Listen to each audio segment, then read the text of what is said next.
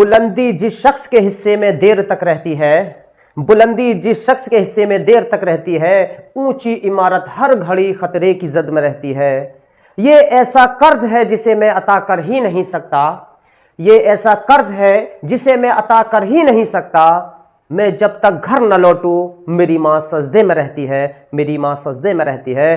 तो स्टूडेंट्स देखिए, मैं हूं शमीम सर और आप देख रहे हैं आज का हमारा टॉपिक है उपसह संयोजन यौगिक, जिसको इंग्लिश में कहते हैं कोऑर्डिनेशन कंपाउंड।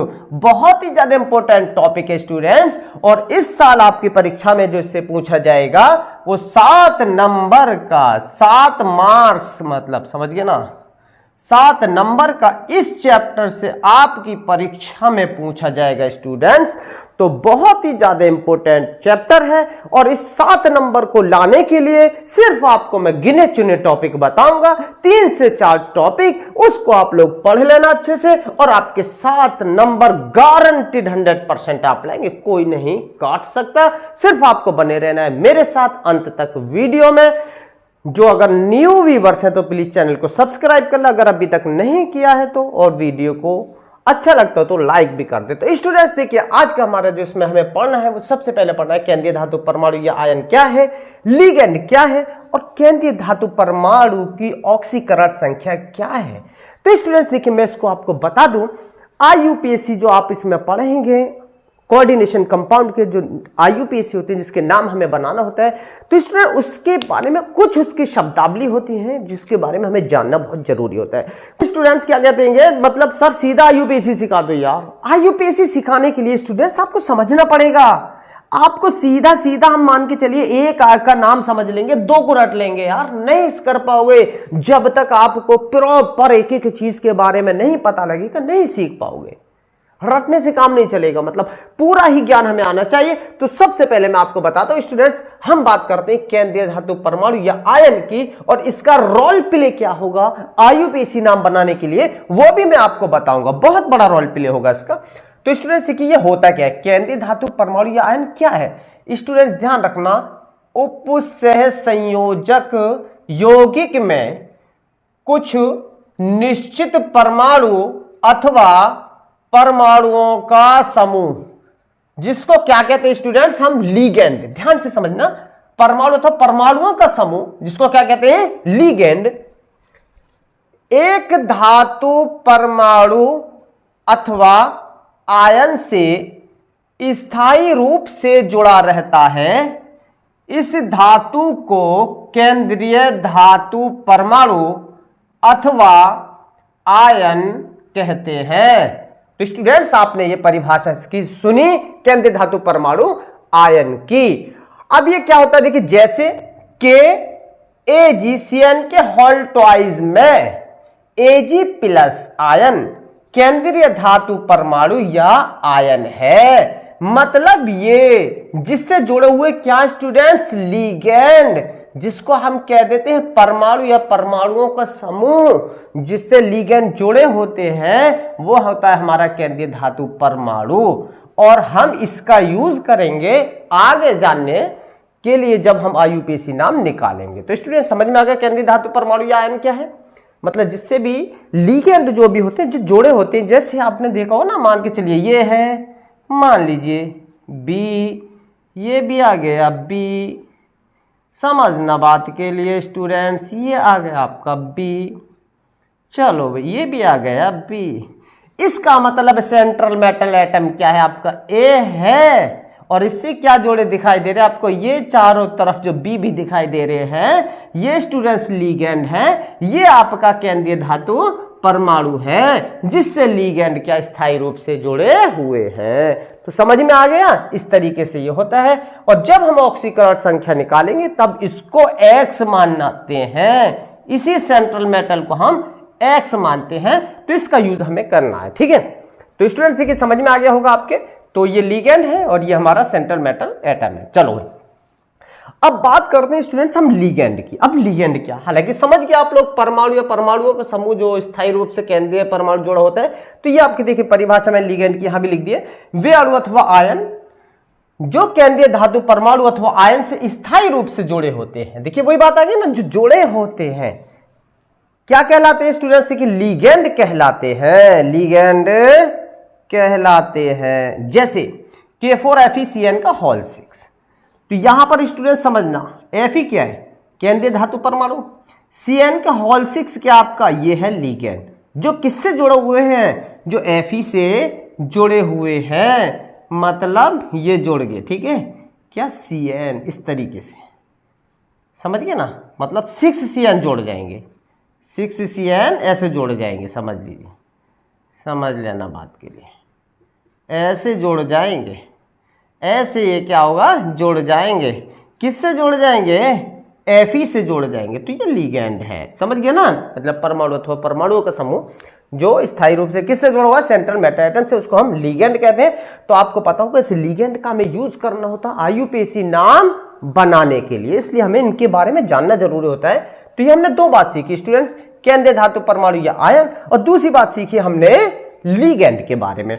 अब बात करते हैं हम केंद्रीय धातु परमाणु की ऑक्सीकरण संख्या। हमें यही निकालनी है, केंद्रीय धातु परमाणु की ऑक्सीकरण संख्या ही निकालनी होती है, क्योंकि आपको पता होगा जब आप IUPAC बनेंगे वहां पर ऑक्सीकरण संख्या का यूज करना होता है, फर्स्ट, सेकंड, थर्ड, फोर्थ जो भी आती है। तो उसको हम कैसे निकालेंगे, पहले समझे इसकी डेफिनेशन से।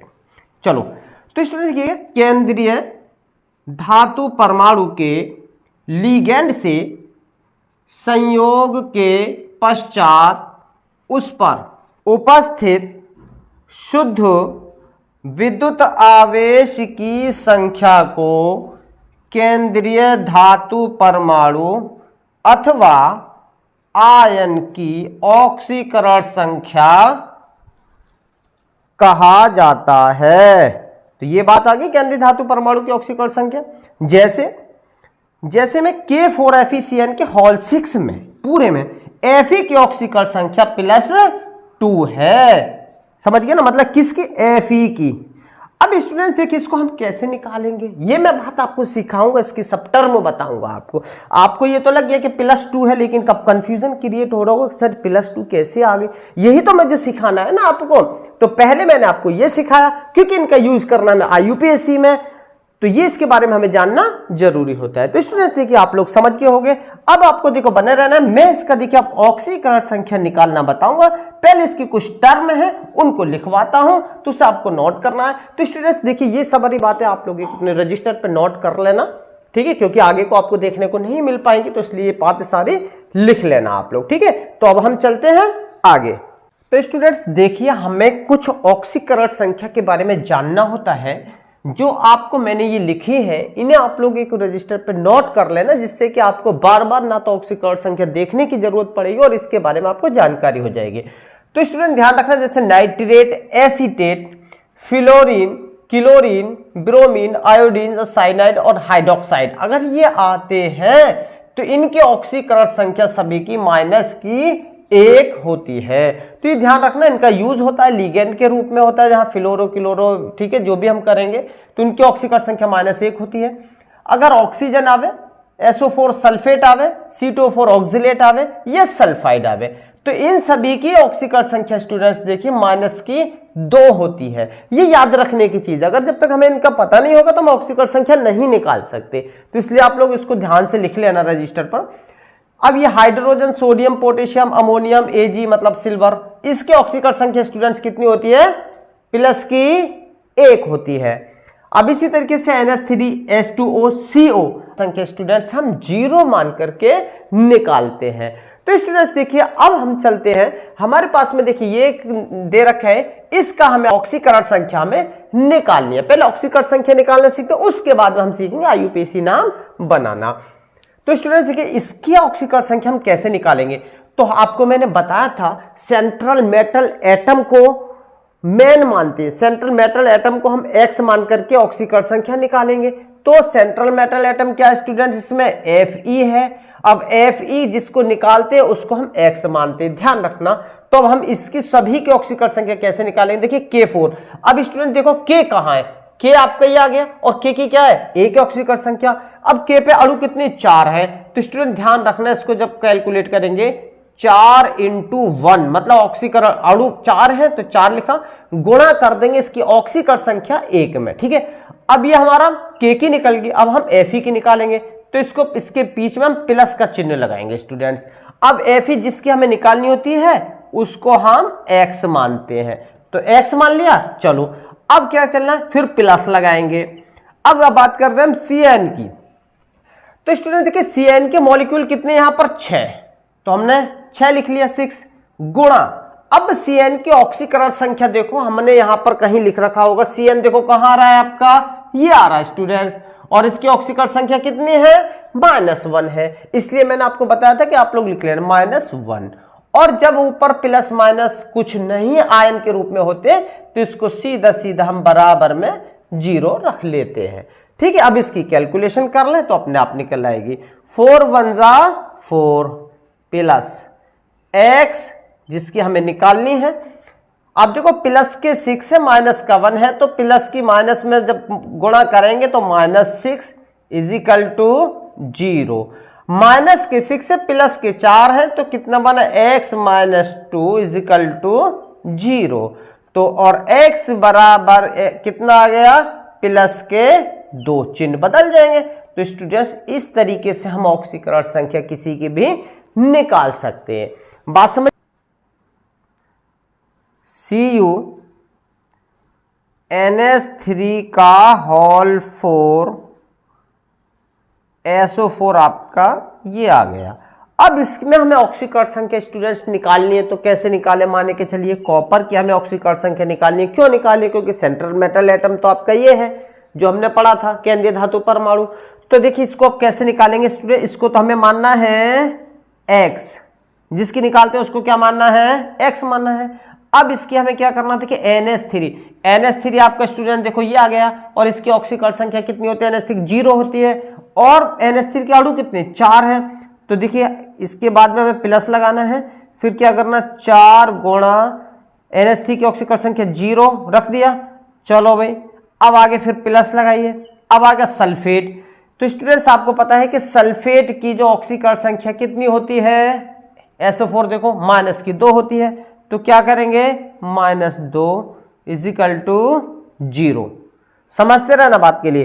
तो देखो x 4 की 0 मल्टीप्लाई करे तो 0 हो गया, और प्लस -2 में करी तो -2 इजिकल टू 0। तो x इजिकल टू प्लस के 2, ये आ गया ऑक्सीकरण संख्या कॉपर की। मतलब कोई मुश्किल काम है, बिल्कुल भी मुश्किल काम नहीं। अब इस ऑक्सीकरण संख्या का स्टूडेंट हमें यूज करना पड़ता है यूपीएससी में, किसमें, IUPAC में जो करेंगे रोमन अंक बोल देते हैं, मतलब इसको सेकंड इस तरीके से हम लिखेंगे। तो ये बातें हम पर आनी चाहिए पहले। ठीक है, जब हम ये बातों को अच्छे से सीखेंगे फिर हम IUPAC आसानी से बना लेंगे। यहां तक क्लियर है पॉइंट, ठीक है, निकाल लोगे अब।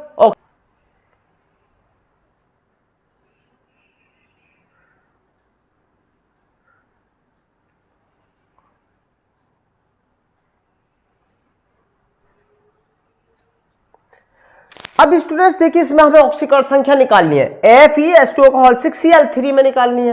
तो अब इसको कैसे निकालेंगे, देखिए Fe इसकी तो हमें निकालनी है, जिसकी निकालनी है उसको क्या मानेंगे स्टूडेंट्स, x मानेंगे। इसको हमने x मान लिया। चलो प्लस H2O की क्या होती है, देखिए H2O में देखो 0 होती है, उदासीन होता है ऑक्सीकरण संख्या, और H2O के अणु कितने 6 है, तो 6 गुणा 0 प्लस Cl पे के कितने मॉलिक्यूल है, 3 है, और जबकि होते किस पे, ऑक्सीकरण संख्या कितनी, देखो ऊपर देखो -1 होती है।